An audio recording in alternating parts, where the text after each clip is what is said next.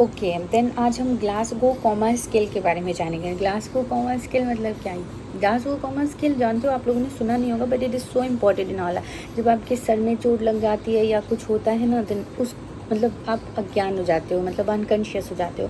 तो उस समय आपका कॉन्शियसनेस लेवल देखने के लिए जो स्केल डॉक्टर्स यूज़ करते हैं, या डॉक्टर एकदम झटपट जो एग्ज़ामिनेशन करके देखते हैं कि आप आईसीयू में एडमिशन कर सकते हैं, नहीं कर सकते हैं, तो वो इस स्केल के थ्रू वो भी ये जानते हैं। ओके, सो ये स्केल का सबसे हाईएस्ट मार्क 15 होता है एंड सबसे लोएस्ट मार्क 3 होती है।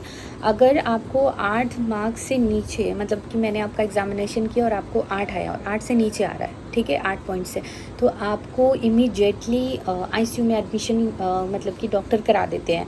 तो ये स्किल आप अपनी नॉर्मली आप भी जान सकते हो या आप भी सीख सकते हो। कैसे? इसके 3 मेथड जो होते हैं। एक आईज ओपनिंग के थ्रू हम जान सकते हैं कि जो पेशेंट है उसका क्या कॉन्शियसनेस का क्या मतलब कि पॉइंट है। उसके बाद जो पेशेंट से हम बात करके जान सकते हैं, और पेशेंट को मोटर रिस्पॉन्स के थ्रू हम जान सकते हैं। मतलब कि 3 मेथड जो होते हैं।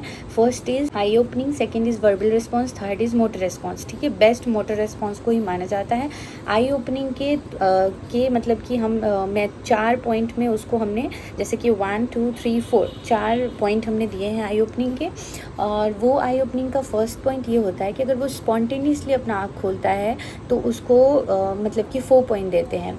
और अगर वो मतलब कि स्पीच पे, बुलाने पे, जैसे कि मेरा नाम आयशा है तो मैं बुला रही हूँ कि हाँ आयशा, तो वो तब आँख खोलता है तो तब उसको 3 पॉइंट्स देते हैं। उसके बाद फिर सपोज़ अगर वो पेन, यानी कि सपोज़ मतलब कि you pinch the person and then वो अपना आँख खोले, देन उसको 2 पॉइंट्स देते हैं। और अगर नील मतलब कि मैं कुछ भी कर रही हूँ और उसका आँख नहीं खुल रहा है तो उसको मतलब कि 1 पॉइंट देते हैं। तो वर्बल रिस्पॉन्स के 5 पॉइंट हैं, वैसे ही जैसे आई ओपनिंग के थे।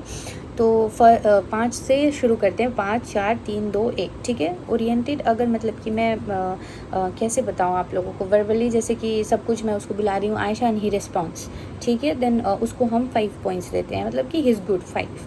ठीक है, अगर वो कंफ्यूज्ड है, मतलब कि कुछ भी बोल रहा है कंफ्यूज्ड होकर, आपको लगता है कि वो बोलना चाहिए कुछ रहा है, देन उसको हम 4 पॉइंट्स देते हैं।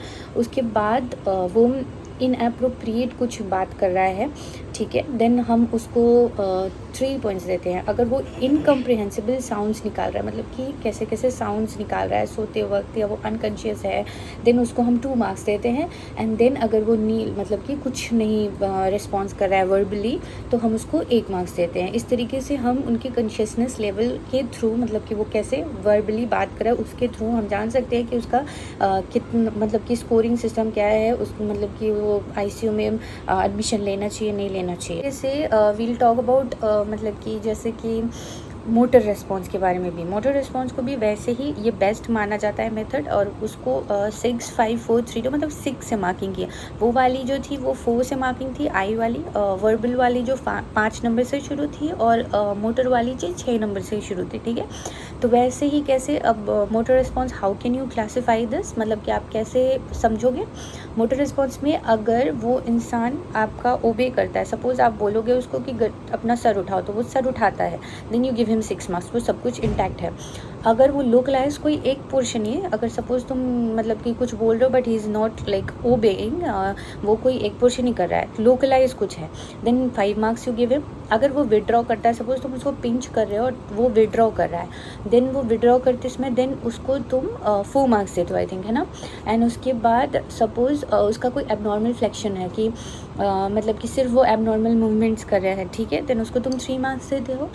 अगर सपोज़ तुम कुछ नहीं है, तुम उसको बोलो ये कर वो कर, वो कुछ नहीं कर पा रहा है बस, लेकिन जब तुम उसका एक्सटेंसिव रिस्पॉन्स देखते हो वो पॉजिटिव है, देन तुम उसको 2 मार्क्स देते हो। एंड उसके बाद लास्ट में अगर कुछ नहीं करता, तुम उसको कुछ भी बोलो ना, उसका एक्सटेंशन रिस्पॉन्स है, कुछ नहीं है, देन उसका नील होता है 1। ठीक है, तो इस तरीके से लेवल कॉन्शियसनेस हम देखते हैं। अगर 15 is the highest marks and 3 is the lowest marks, अगर 8 से नीचे आता है then we must admit the patient to the ICU. ये नॉर्मल एक मतलब कि बोलते हैं ना कॉन्शियसनेस लेवल देख सकते हैं हम पेशेंट का। सपोज़ अब क्या इंपॉर्टेंस है इसका, ये ग्लासगो कॉमा स्केल का क्यों ज़रूरी है ये अगर सपोज़ तुम्हारे सर पे चोट लग जाती है या तुम किसी कारण से अनकॉन्शियस हो गए हो, तो तुम्हारा कॉन्शियसनेस लेवल का स्कोर करने के लिए ये स्कोरिंग सिस्टम ज़रूरी है। ये सब डॉक्टर्स यूज़ करते हैं। सो इम्पॉर्टेंट ये मतलब कि आप अपने घर में भी जान सकते हो कि पेशेंट कितना सीवियर है और पेशेंट को कितना जल्दी मतलब कि हॉस्पिटल ले जाना चाहिए। So I hope I think you like the video, I hope you got some knowledge. मैंने बहुत ईजी तरीके से समझाने की कोशिश, आई होप कि आप लोगों को कुछ समझ में आया हो। देन अगर आप लोगों को अच्छा लगा तो subscribe, like, share. Bye bye.